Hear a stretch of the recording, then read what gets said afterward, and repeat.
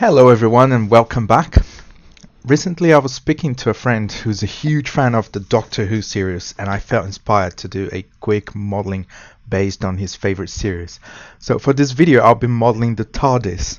It should be pretty straightforward after all, it's just a wooden box, right? This should be fun. I hope so. Let's get to it.